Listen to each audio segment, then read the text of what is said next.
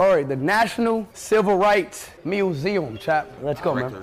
Director Ryan Jones. Nice to meet you. Let's go. Nice to meet you, too. To the museum. Side of the Rain Motel, the assassination of Dr. Martin Luther King Jr. on Thursday, April the 4th, 1968. It was here at the Lorraine on that day where Dr. King fell at the age of 39. The motel became a place of tragedy. Wow. Excuse me, man. National Civil Rights. National Civil Rights. One and only. Over 12.5 enslaved Africans are brought from the continent of Africa to embark on a dehumanizing journey from 6 to 8 weeks. 12.5 million? 12.5 million people were transported across the Atlantic Ocean in what is known as the transatlantic slave trade, beginning in England, going to Africa, in a depiction of what we call the Middle Passage, in which up to 18 to 20 hours, enslaved Africans are forced to sit and endure in these dehumanizing and deplorable conditions. Jesus Christ. If you make it alive across the New World, you be sold into captivity. And slavery makes the United States one of the wealthiest areas in the entire world. Wow. Okay, bro. Mm-hmm. Doing all right. Appreciate everything. Steps forward, 3 steps back. And the period that we know is... Oh, that's the KKK right there. The Knights of the Ku Klux Klan, founded on Christmas Eve, 1865, by 6 ex-Confederate generals. The veil of oppression tells the complicated history that what serves as the precursor of the modern civil rights movement. Key themes such as the role of the African American church, the rise of black political power, the rise of black education in historically black colleges and universities, philosophers and educators, including George Washington Carver, Booker T. Washington. Yo, George Washington Carver's the guy who made peanuts. Correct. All of these things are things that we know and identify as black history. Entertainers, celebrities, athletes, even during the years between World War I and World War II, are using their platform to speak out against racial injustice. Mm-hmm. This brings us to the turn of the modern civil rights movement, when the NAACP's Legal Defense Fund team decides to show that separate but equal in public schools was unconstitutional. What do the stars represent? These stars represent certain examples of discrimination within public education. So you're able to see here in 1956, in September 1957, 9 students in Little Rock, Arkansas tried to desegregate Central Heights campus. Oh, that was in Arkansas. Correct.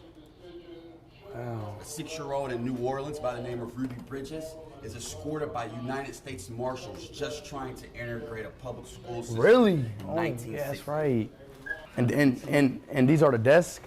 These are desks to show some of the artifacts and the testimonies of those courageous children who once integrated a segregated school. Wow. December the 1st, 1955, Rosa Parks sports a bus like this in Montgomery. Oh, yes. This is the bus. This is a replica of that bus.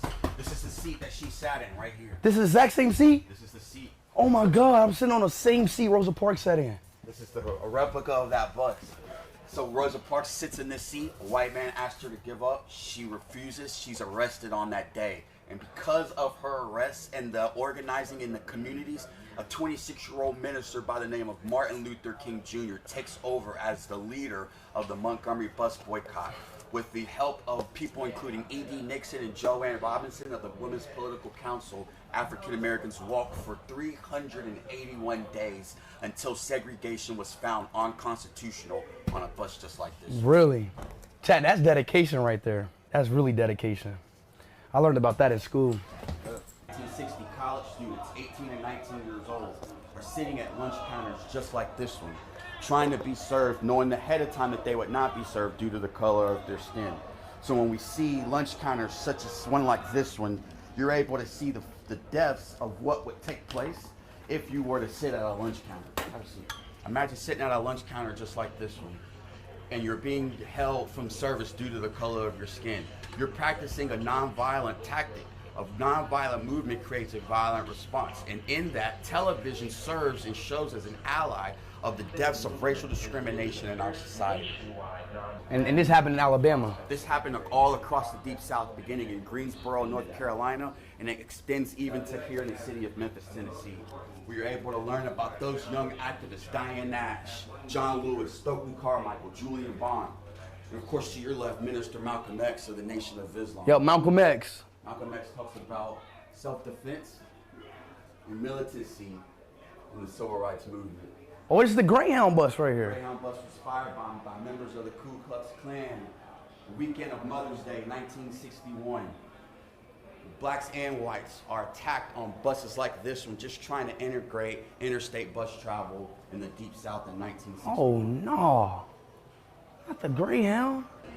Here in Birmingham, Alabama, Martin Luther King Jr. at 34 years old was tasked with trying to desegregate the most segregated city in the United States. He was arrested on Good Friday, 1963. Excuse me, sir. Wow. Where he writes and speaks on what we know as the letter from a Birmingham jail on April the 12th, 1963. Wow. And on the 28th of that day, in front of 250,000. I have a dream. I have a dream speech. I have a dream. Yep, I was there. I mean, no, I was. I watched it. This is, at the time, the greatest civil rights demonstration in our nation's history. A dream. One day down in Alabama, with this vicious racist, having his lips dripping with the words of interpretation and nullification. There in Alabama, little black boys and black girls able to join hands with the little white boys and white girls as sisters and brothers. I still remember it. I still remember it. Man. Freedom School, Freedom Summer 1964, trying to register to vote. The 15th and 19th Amendment gives all citizens at the age of 18 the right to suffrage. One of the most outspoken was this woman right behind you, Mrs. Fannie Lou Hamer. Fannie Lou Hamer? Who said, we didn't come all this way for no 2 seats. Fannie Lou Hamer. Always remembering the power of registering to vote. If you don't vote, you don't count. So did Martin Luther King, did he used to drive or use an airplane?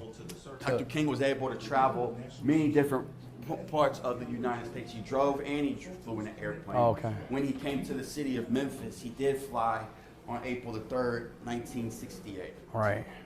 I am a man? I am a man. To demonstrate, even after all of the civil rights and advancement and legislation, that they were still not treated as men.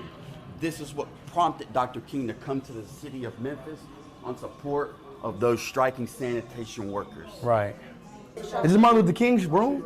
This is room 307. This is the room in which Dr. King would originally stay in here at the original Lorraine Motel. But on that very fateful day of April 3rd and April 4th, Martin Luther King Jr. was placed in this room.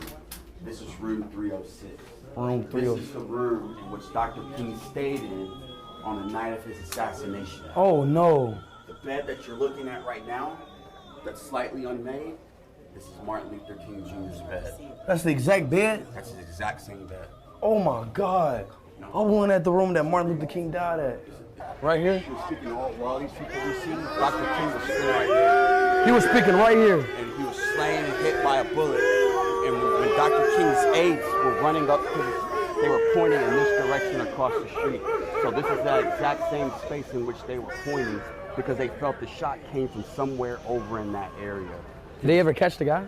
The guy that they caught was caught 65 days later, and he allegedly pled guilty. There's some lingering questions as to if that man actually could do it. And so what we plan to do, the National Civil Rights Museum will tell the full comprehensive story of what happened to Martin Luther King, and we'll let our visitors determine what happened.